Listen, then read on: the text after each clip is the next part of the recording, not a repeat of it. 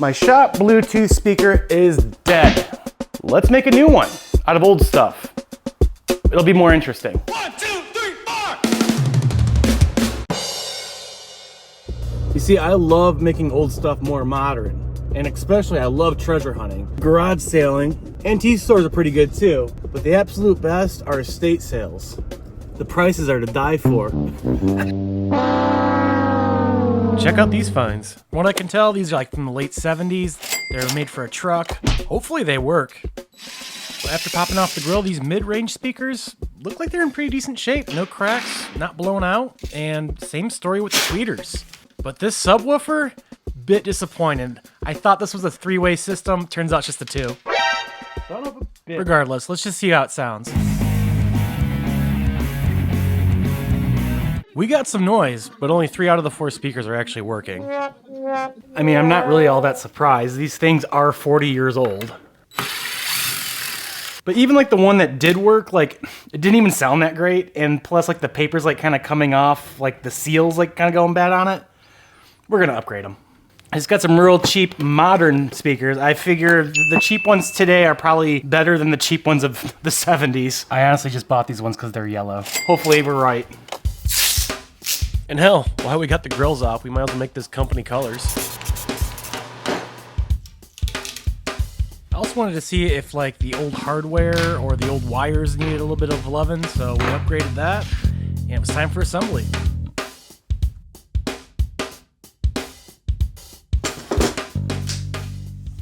And how do these new speakers sound? Shake your watch yourself! Alright kid, what did we find? This is an old metal detector that we found while digging on my dad's birthday. How much was it? $20. $20. Just $20. Does it work? No, it doesn't work. It's broken. Now, just because this thing is broke doesn't mean it's useless. I think this is gonna be like the perfect little container for a Bluetooth amplifier / receiver. But first, we gotta get rid of the old guts and maybe clean it up a little bit. Well, not too clean. We still want this thing to look a little vintage after all. Now, these new guts should have enough power to give me some good shove. And the receiver's a little bit special, a little bit more expensive because it's got these wired connectors on there. That way, we can actually put these where we need them on the old container. Let's go over all the guts that we're gonna be stuffing into this thing. Here's the basics. You got your Bluetooth amplifier, you got your power source, and you got your speaker wire. These are just the 3 things you need in order to get started up. But you know I wanna get fancy, so we got an antenna that's gonna boost the Bluetooth capabilities, the range on it. I got a VU meter just because I want to see it. I got a indicator light to let me know that it's on, and I've also got a USB. Now, when you're doing your shopping list, speakers can get tricky. Here's the basics. Find your ohms, which measures the electrical impedance or resistance of the speaker. The amplifier, the power source, and the speaker are all 4 ohms. These come in 6, they come in 8, but make sure all the numbers match up. As long as the ohms and the wattage match up between these 3 things, should sound pretty decent. You connect the black wire to the black wire and the red wire to the red wire, but the red wire sometimes a yellow wire. Hopefully I did it right. All right, let's talk about what we figured out. This plugs into the wall. It goes into this switch I installed. This will be the main power for the entire thing. The only thing the switch is doing is turning on and off this power supply, giving juice to the rest of this stuff. So once we go through the power supply, we'll turn it into 24 volts, which then powers the Bluetooth. Also in this little mix-up, I got this little LED that also runs on 24 volts, and this will indicate that this is on. We don't need it, but we do need holes to fill on this plate, so why not? I did get this VU meter, however, doesn't fit right, and it was a pain in the ass to kind of get it calibrated, so I was like, you know what, let's experiment. The original battery meter from this thing, which I already know fits, but it doesn't light up from the rear, and something magical happened. It worked. Well, I don't know if it worked, but it moved. And honestly, we're just going for style. I really don't need to know what the decibel rating is. Whatever. To get this to work, all I did was I take the existing wires and have it go through the negative on the right speaker and the positive on the left speaker. And that's the way we get some movement. So without further ado, let's give this a test run. Yeah. Cool beans. So we're plugged in. When this turns on, everything else should light up, including this. We got power. We got power. We got power. So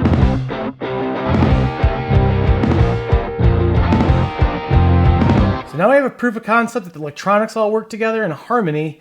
Let's work on stuffing it back in the box. So this removable plate was actually just held in with like these plastic snaps, but we're gonna go with rib nuts.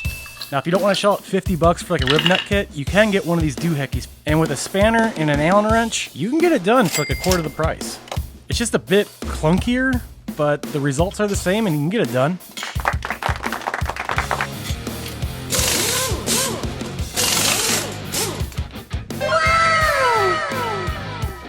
On the side of this thing, we're gonna have like power coming in and power going out through wires. You know, this is like a perfect opportunity to not only make use of these areas, but maybe make it look more industrial, gnarly.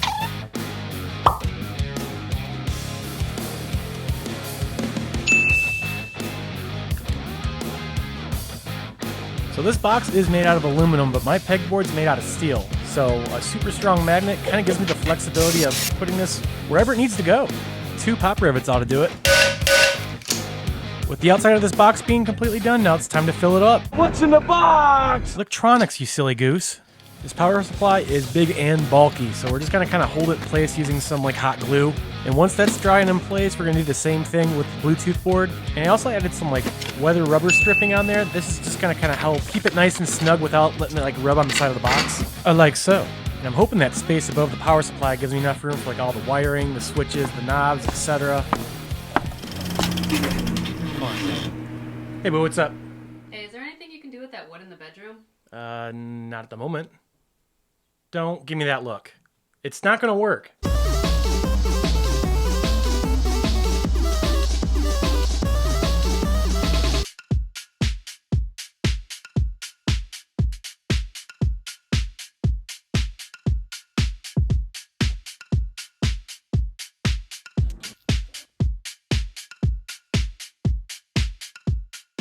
Yes!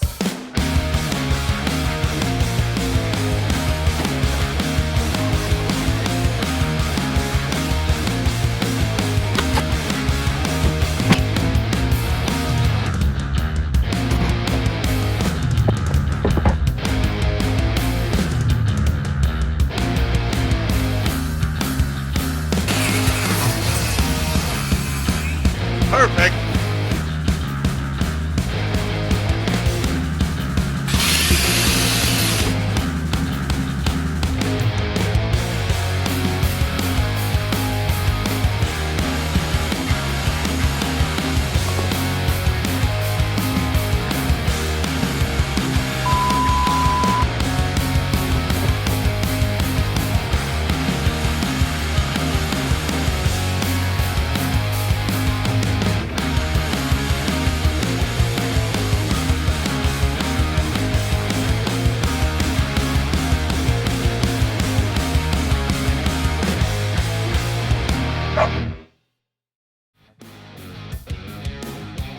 It's a tight fit, but hey, that's what we're kind of looking for.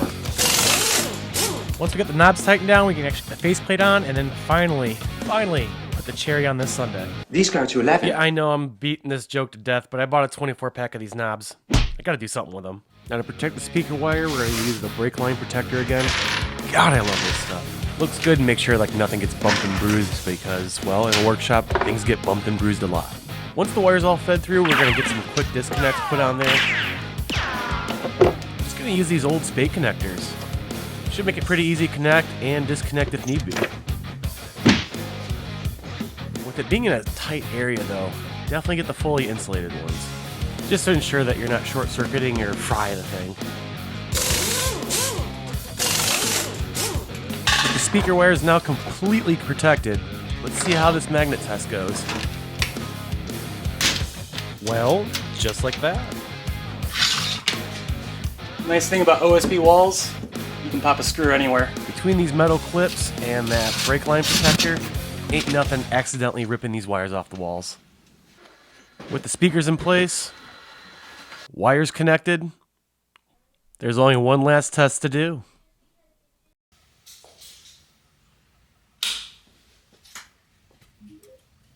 This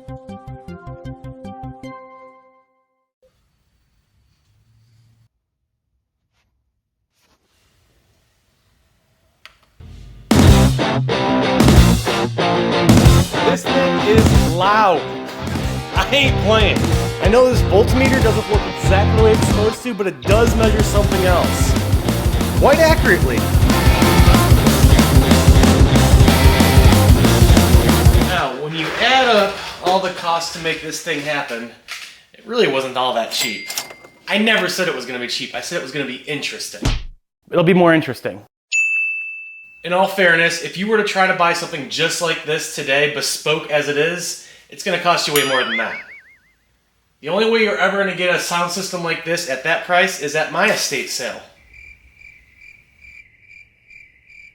Hopefully not anytime soon.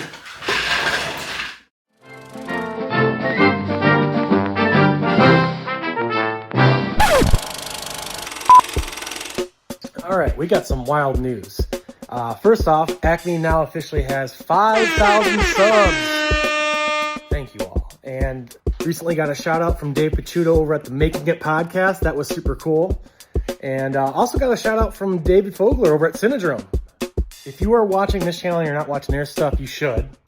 And then if you already are watching them, you clearly have a thing for bald handy dudes. Also, Will Anderson donated $10 to pretty much call me a slut.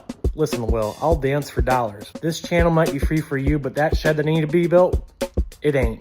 So yeah, if you feel like donating, I don't know, we'll do the editing later. If you feel like donating, go for it. I appreciate it. Call me something inappropriate. I might say it at the end of my video. Let your dog lick you in the mouth.